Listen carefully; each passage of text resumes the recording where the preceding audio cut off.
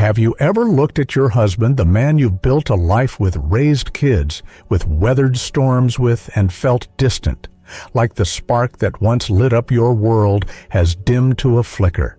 It's not that you don't love him, but something's changed. You feel it deep in your bones, a quiet ache, a sense that the connection you once had is slipping away. If you're nodding along, you're not alone.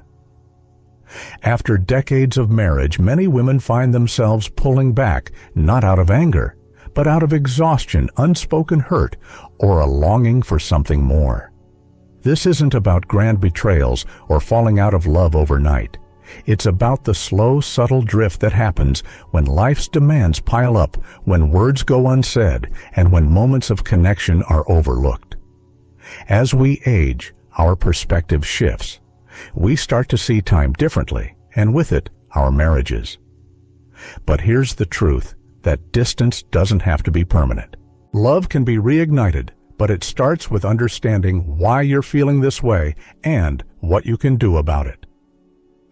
Today, we're diving into the heart of why women in long-term marriages start to feel disconnected from their husbands as they grow older. From my perspective as a woman, I'll share 8 reasons why this happens, not to point fingers, but to shine a light on the quiet struggles many of us face. And most importantly, we'll talk about how to bridge that gap before it's too late. Whether you're a wife feeling this distance, a husband wondering how to reconnect, or someone curious about love in the later years, stay with me. This could change how you see your relationship forever. Let's get started. Number 1. The weight of being the family's emotional anchor. For years, you've been the one holding it all together. You remember your kids' dentist appointments, plan holiday dinners, and make sure everyone's emotional needs are met. You're the one who notices when your husband's stressed and gently nudges him to talk. But after decades, this role, what experts call emotional labor, starts to feel like a heavy backpack you never signed up to carry. It's not just about logistics. It's the mental load of anticipating everyone's needs, smoothing over conflicts, and keeping the family's rhythm steady. And here's the kicker: your husband might not even realize you're doing it. To him, the house runs smoothly because it just does. But to you, it's hours of invisible work that leaves you drained. Over time, you might start to feel like you're not his partner, but his manager, and that can make you pull back, wondering, why am I doing this alone? What can you do? Start by naming this labor. Have an honest conversation with your husband, not accusatory, but clear. Say, I feel overwhelmed managing our family's emotional needs. Can we share some of this delegate specific tasks like planning a family outing or handling a household chore? If he steps up, even imperfectly, acknowledge it. And for yourself, carve out time to recharge, whether it's a quiet walk or a coffee with friends. You deserve to feel supported, not burdened. Number 2, the conversations have lost their depth. Remember the early days of your marriage. You'd stay up late talking about your dreams, your fears, what made you laugh until your sides hurt. Those conversations made you feel alive, connected, seen. But now, maybe your talks are about bill schedules, or what's for dinner, or worse, maybe you barely talk at all. As women, we crave emotional intimacy, not just companionship, but the kind of connection where you feel truly understood. When your husband stops asking, "How are you feeling?" or brushing off your attempts to share, it's like a door closing. Over time, you might stop knocking. That silence builds a wall, and you start to feel like a stranger in your own marriage.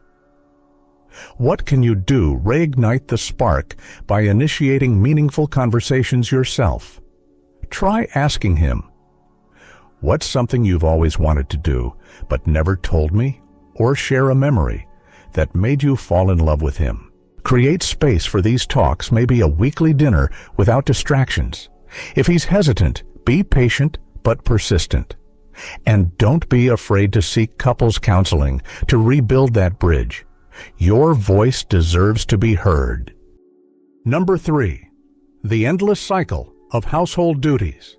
Let's talk about the dishes in the sink, The laundry that never ends, the grocery lists you write in your head. Studies show women still handle the bulk of housework even in 2025, and it doesn't magically stop when you hit retirement. After decades of scrubbing, organizing, and picking up after everyone, you're tired, not just physically, emotionally. Those small moments, like when he leaves his socks on the floor or expects you to plan every meal, start to feel like a message. Your time isn't as valuable as mine. That resentment festers, and instead of fighting about it, you might just pull back thinking, why bother? What can you do? Break the cycle. Sit down with your husband and map out household tasks together. Use a shared app or a simple whiteboard to divide responsibilities fairly.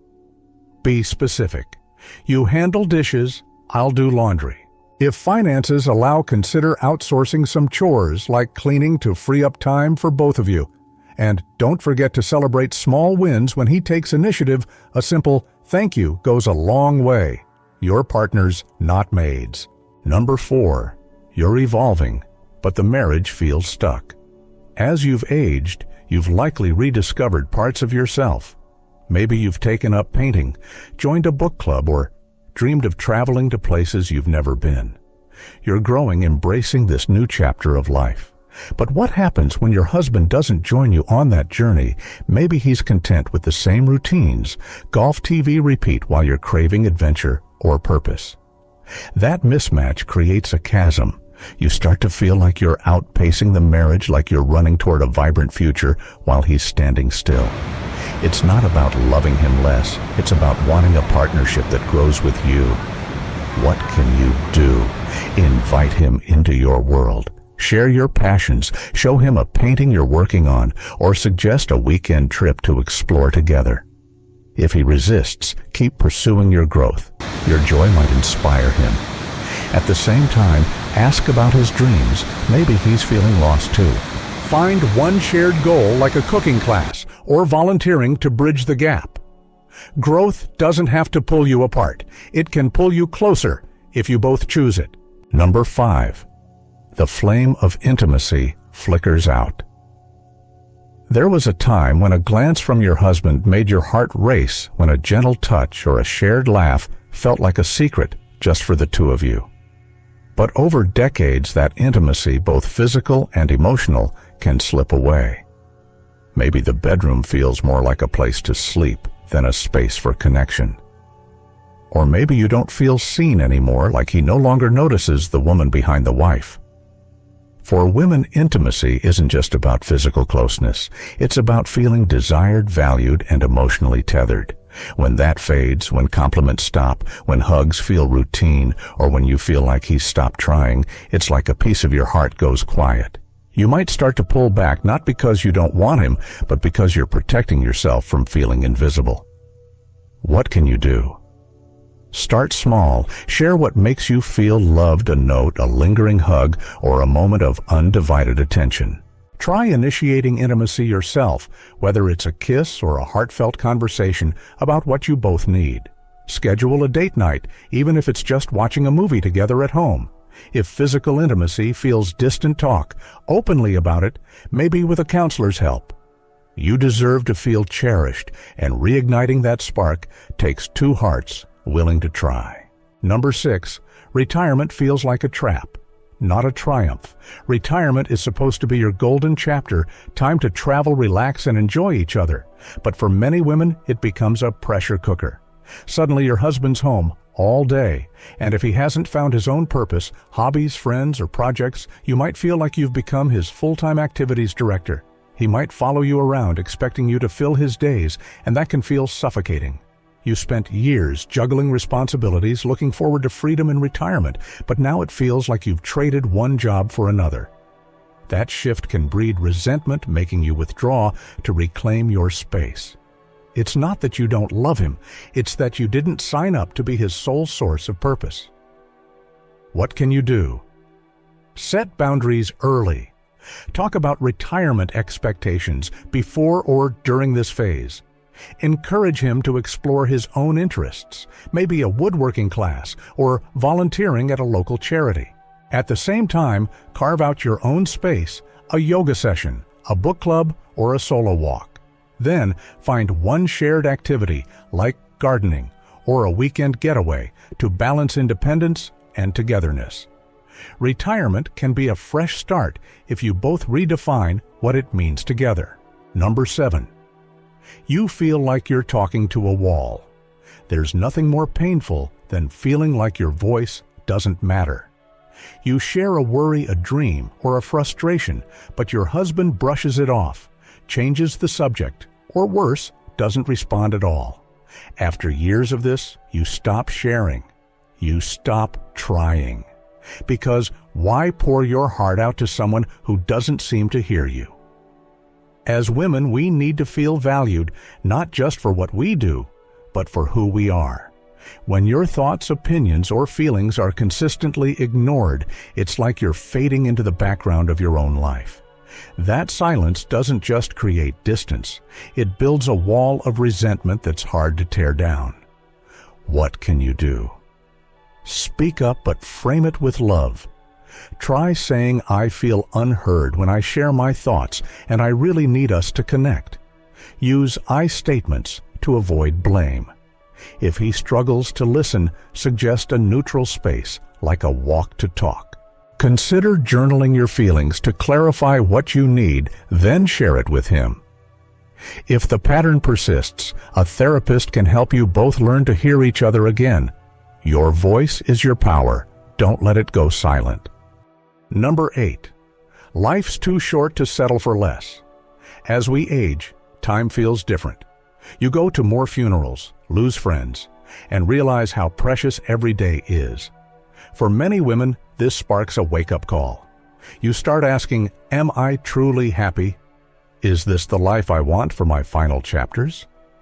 If your marriage feels like it's just coasting, if you feel unloved, unappreciated, or stuck, you might start to pull back not out of spite, but to protect your heart. This isn't about giving up on love, it's about wanting more from it.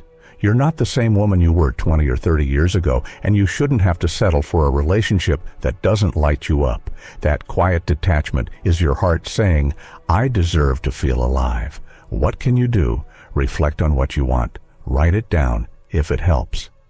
Share those dreams with your husband, even if it feels vulnerable. Say, I want us to make these years count together. If he's open, plan something bold, a trip, a new hobby, or a project that excites you both. If he's not, focus on your own joy, pursue passions that fulfill you. Sometimes your growth inspires change. Other times, it clarifies what you need. Either way, choose a life that feels true to you. Final thoughts.